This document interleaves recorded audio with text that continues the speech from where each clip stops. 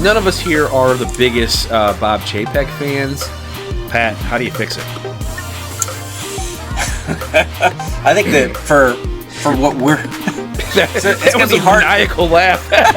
Like, whoa, it's going to be hard.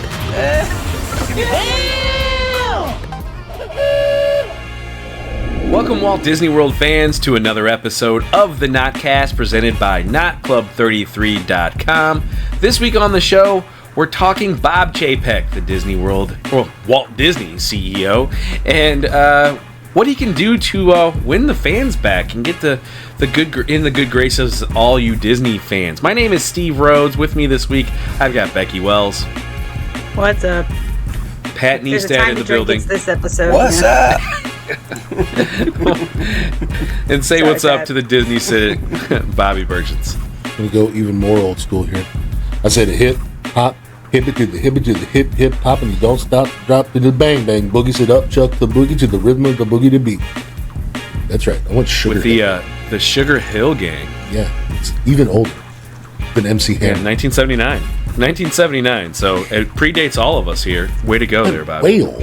I gotta find some different catalogs of music here if I'm going that deep. The mic is yours whenever you get that little fair intro. Enough. So fair enough. Surprise us. One thing that surprised us is the Bob Chapek contract extension earlier this summer. The Walt Disney board gave him a 3-year extension, which was effective July 1st of this year. So he's got 3 more years tacked on for his tenure as CEO. So he will be CEO through July 1st, 2025, or later if he gets another extension. It's like a shitty Groundhog Day. Well, no surprise to you viewers at home if you've watched our show. None of us here are the biggest Bob Chapek fans. But what we're going to try to do today is be constructive. And actually, Bob, if you're watching, which I think you have some goons that watch the show, because every time we say something, things tend to get fixed. I don't know. Anyway, some things that could change to make him, I don't want to touch base better with the Disney fan, especially us hardcore fans. You know, everybody on Disney Twitter and all our social groups that are really invested in the Disney landscape. So these are just some ideas that we have. I will kind of kick it off here, guys, with some facts, because I was always told by my mother, if you don't have anything nice to say, don't say anything at all, so I'll stick to the facts.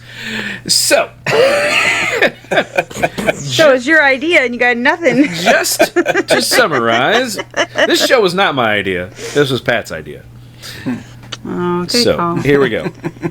Pleasant Patrick. To summarize, the Walt Disney Company's revenues, and I'm going to do versus 2019 because, you know, pre-pandemic, let's just try to do kind of like a normalcy to normalcy time.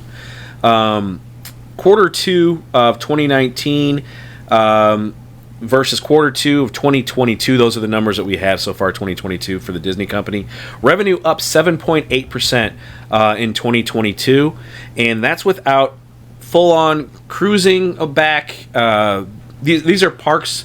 These are parks revenues and merchandise revenues, because that's what we're going off of. We're a Walt Disney World show, but it does include all the Disney parks and Disney Cruise Line.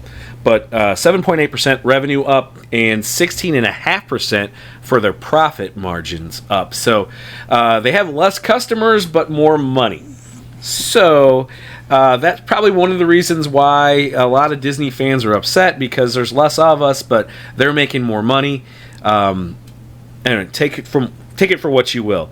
And just to look at how that's affecting investors and what they're thinking about the company, around this time, July 19th, when we're recording July 19th, 2022, July 19th of 2019, Disney stock was at $140, and now it is at $99. So a 29% decrease. And just to give you some context there, the rest of the S&P 500, those two same dates, the S&P is up 32.5%. So Disney minus 29.5%.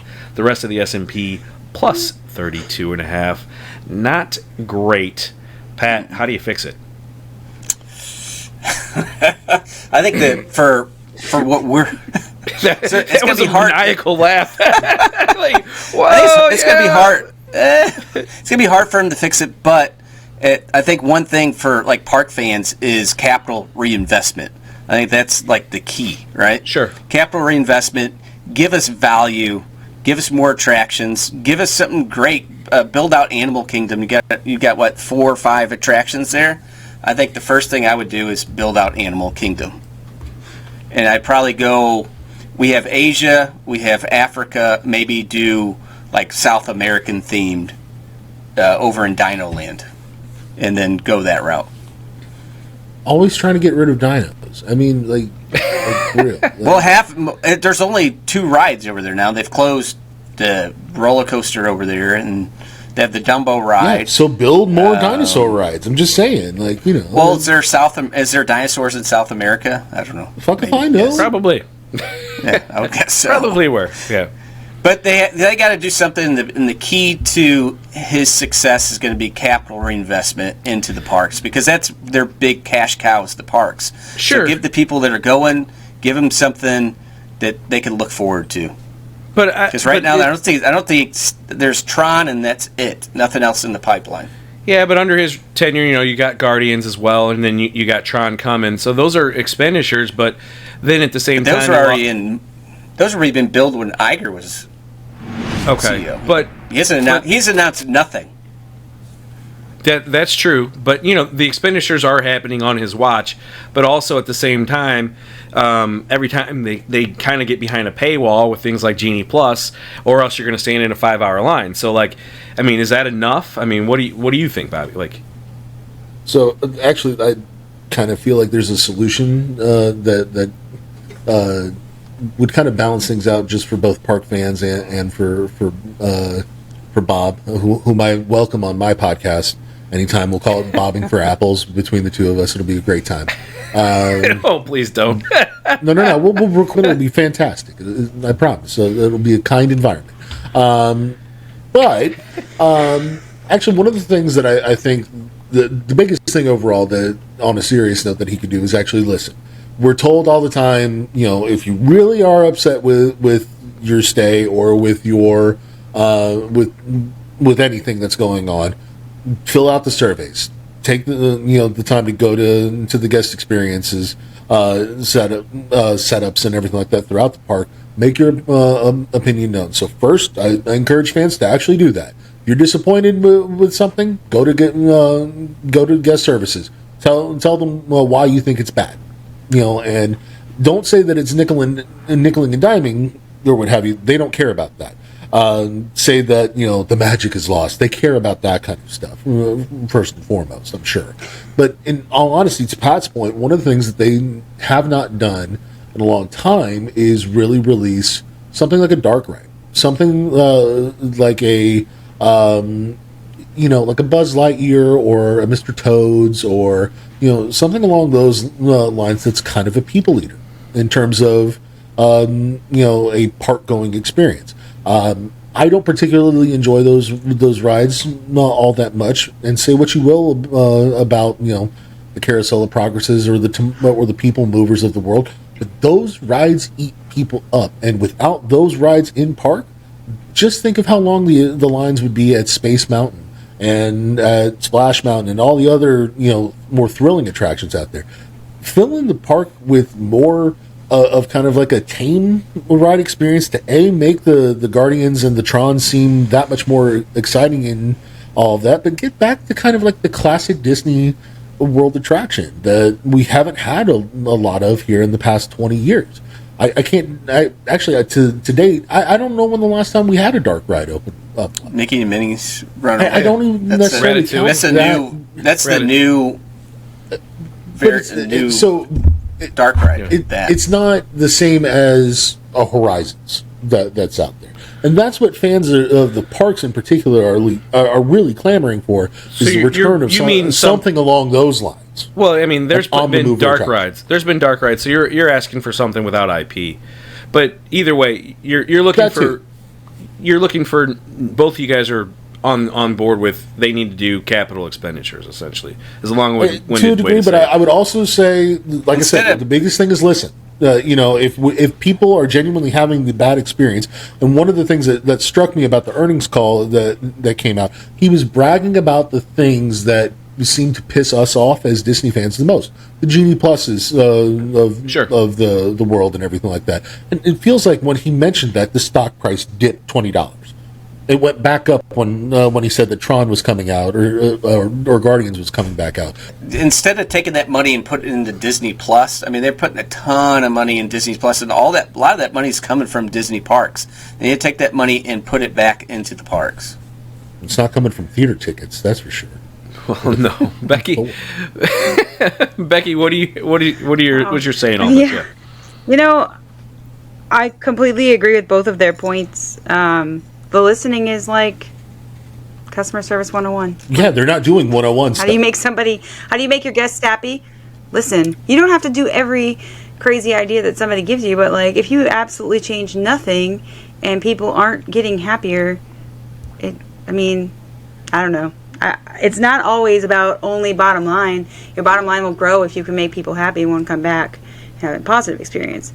But that said, along the lines of what they both said too, is there's money coming out of our pockets, but I don't always see it being put back in ways that make any damn sense. And one example is stop building fucking DVC resorts right now, right, and maybe make the ones that are for the regular Disney goer, like do something cool with another one, or if you're gonna open another property, fine, do another property that's gonna be like this amazing thing for the regular family that's coming. I don't know. You're always trying to reach that higher end repeat client, which is where you're gonna dwindle, get away from some of the common people that whatever can't afford to go. But I think that there's a way to do both. I think like some of these brand new announcements could stop being for DVC. Yeah. Or fix the infrastructure that you have existing. I mean, that just brings up the whole idea. Like recently, Bobby, you talked about this to us in a text message recently. The dinosaur head falling off over at Dinosaur, crap like that. On your podcast, you're talking about the boats sinking at Splash Mountain. Reinvest in your infrastructure. We haven't had monorails in 30 years. Like these things are supposed to last 20. They're over 30 years old. Yeah, and you hang, Bob Gurr out to dry, saying that he's on record saying that hey, we're in talks with Bombardier to make these monorails, and then all of a sudden we change CEOs and there's no monorail, and we got these monorails, shit falling off the tracks, and all sorts of things, and it's just, for me, it's like, hey, reinvest some of that money that we're pouring out into the parks, because the parks revenues are up despite guest limits being down. And that's our money, and you're not putting it back in to the reason why we go there. And eventually, you're going to burn too many bridges, and even the diehard fans aren't going to come because you're not making any new fans. Once they set foot on your campus and see the disrepair and the magic is gone from what they remember when they were a kid, they ain't coming back. And you only get one shot. I'll be honest, I don't have necessarily a problem with Genie Plus if it was actually a higher price point, so the fewer people would use it. I don't have a problem with him creating a month-long trek on some airplane or soul plane or whatever the fuck that they're doing, flying across the world to go visit every theme park or whatever, and it's $250,000 per person. Yeah, whatever. Fine. I don't have a problem with him creating those experiences for the richer guests that are out there. If you want to capture those dollars, they're certainly out there. Feel free to do those things, but there's also that doesn't mean that you have to take something away from the guests that's just a day guest or is there for dad's all of a sudden driving down to Florida to go to the beach and say, I'm going to be dad of the year, let's go to the Magic Kingdom instead, type deal. There's a way to have that actual experience that we all know and remember from our childhood without having to pay out the nose for it. There should be a way for you to have a high-end experience that people pay top dollar for, and a normal experience that we all know and love. So That's just me trying to be. I don't think anybody you don't have to take away disagrees with that. something. To, I don't think you don't have to rob Yeah. Peter to pay Paul. Yeah. That's all. You know, it's a, Yep. that's all. Well, look at your predecessor, Mr. Chapek. That's what I can tell you. He found ways to raise revenues without pissing off all the guests, and maybe that's why he doesn't like you very much right now. And with that, One other we will close out our show I got one here. more. Okay. We'll get to it at another time. Tune into Bobby's podcast. He does talk about these topics on his show every Monday, Cynics on Disney podcast, linked in the description box down below. For everybody here at Not Club 33, this is our last show for August. We're wrapping up our summer schedule. We will be back that first week of September with another show. Catch you guys then, Friday, 4 p.m., Magic Kingdom time. For everybody here, peace out.